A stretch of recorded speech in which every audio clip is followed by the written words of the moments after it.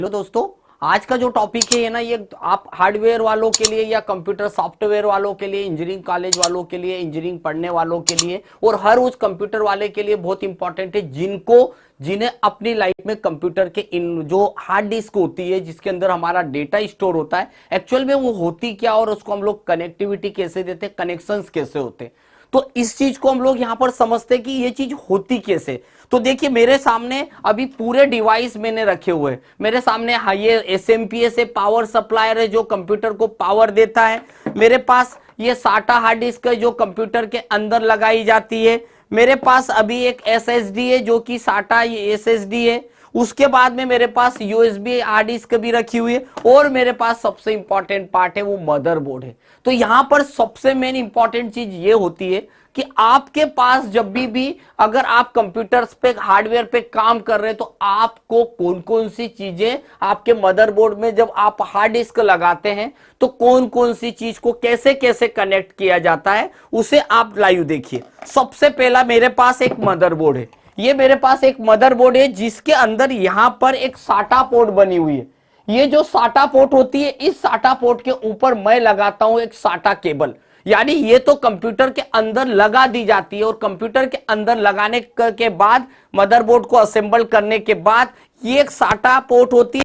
से साटा के पोर्ट के ऊपर हम इस केबल को कनेक्ट करते। मैंने आपके सामने एक केबल को कनेक्ट कर दिया, देख रहे होंगे आप। अब आप कंप्यूटर के अंदर जो भी डिवाइस लगा रहे हैं, अगर आप कंप्यूटर के अंदर साटा हार्ड डिस्क लगा रहे या फिर आप एसएसडी कनेक्ट कर रहे, कुछ भी डिवाइस को अगर आप कनेक्ट कर रहे हैं तो आपको करना क्या है, आपको लगाना क्या है। बस आपके सामने इस एसएसडी को हम इस तरीके से यहां पर कनेक्ट कर देंगे। हमारे सामने जैसे ही यहां पर ये एसएसडी कनेक्ट हो जाएगी, ये देखिए ये आ जाएगी, प्रॉपर यहां पर कनेक्ट हो जाती है मेरी एसएसडी। अब आप देख रहे होंगे, पर इस केबल को कनेक्ट करने से यह होता है कि मेरे कंप्यूटर की हार्ड डिस्क का डेटा उस मदरबोर्ड के पास ट्रांसमिट तो होगा, पर ये एसएसडी के अंदर पावर नहीं है। तो जब मेरे एसएसडी के अंदर पावर नहीं है तो मुझे जरूरत पड़ेगी एक स्पेशल डिवाइस होता है जिसे हम लोग एसएमपीएस बोलते, और इस एसएमपीएस के अंदर आप जाएंगे तो इस टाइप के कनेक्टर्स होते हैं जो आपको यहां पर दिखाई दे रहे होंगे।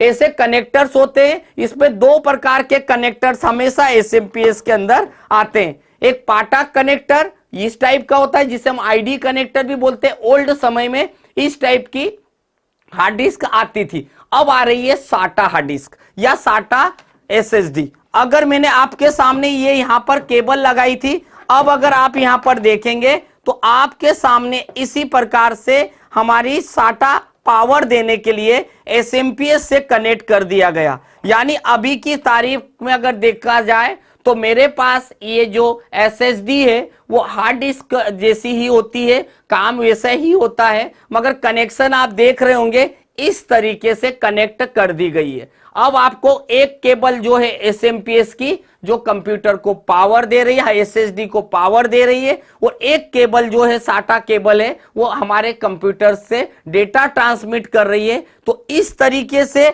आप चाहें तो एसएसडी को अगर आप कनेक्ट करना चाहें तो ऐसे आप डेस्कटॉप कंप्यूटर के अंदर कनेक्ट कर सकते हैं। और लैपटॉप पे जाएंगे तो ये एसएसडी एक M2 नाम से आती है जो कि हमारे रैम के समान होती है, इस तरीके की दिखाई देती है, जो कि हम अपने कंप्यूटर के लैपटॉप के अंदर भी और हमारे डेस्कटॉप के अंदर भी लगा सकते हैं। पर जिन मदरबोर्ड पे अगर कनेक्टर नहीं है, एसएसडी M2 सपोर्ट नहीं करता है, तो आप उसके अंदर इस टाइप की साटा एसएसडी लगा के आपका कंप्यूटर की जो स्पीड स्लो है हार्ड डिस्क पे, तो एसएसडी लगाने से आपकी इसकी स्पीड बढ़ जाती है। ठीक उसी प्रकार से जैसे मैंने एसएसडी लगाना बताया, उसी प्रकार से अगर आप अपने कंप्यूटर के अंदर हार्ड डिस्क को भी कनेक्ट करेंगे तो एज इट इज दोनों में सेम प्रोसेस होती है। ये जो छोटा सा कनेक्टर होता है इसके ऊपर हम लोग जो लगाते हैं वो लगाते हैं हमारे पास दी गई ये साटा केबल को कनेक्ट करेंगे। ये देखिए कनेक्ट हो गई है। ये आपका एक जो एंगल ये वाला जो है वो हम मदरबोर्ड पे लगाते हैं, और ठीक उसी प्रकार से जैसे मैंने आपको एसएसडी को जोड़ना बताया था उसी तरीके से इसको भी पावर अगर चाहिए तो इसको भी पावर देने के लिए हमारे पास इस तरीके से जोड़ा जाता है। बट एक बात यहां पर इंपॉर्टेंट है, याद रखिएगा, ध्यान रखिएगा, कभी भी ये हार्ड डिस्क का, ये एसएमपीएस का या हार्ड डिस्क की केबल के कनेक्टर को अधूरा न लगाए।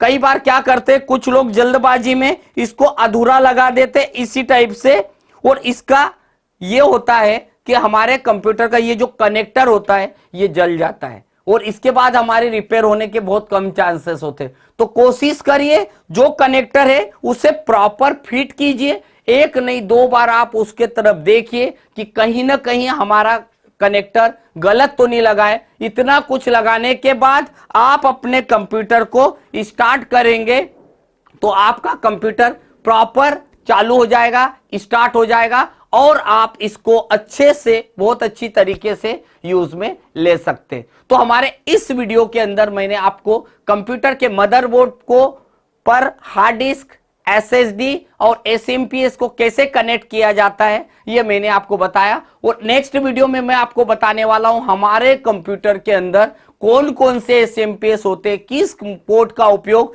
कौन से एसएमपीएस का उपयोग किस मदरबोर्ड के लिए बेटर रहेगा, कितने वोल्ट में होता है, ये सारे के सारे हमारे नेक्स्ट वीडियो एसएमपीएस का यूज हम कंप्यूटर में कैसे करते हैं तो जरूर देखिएगा।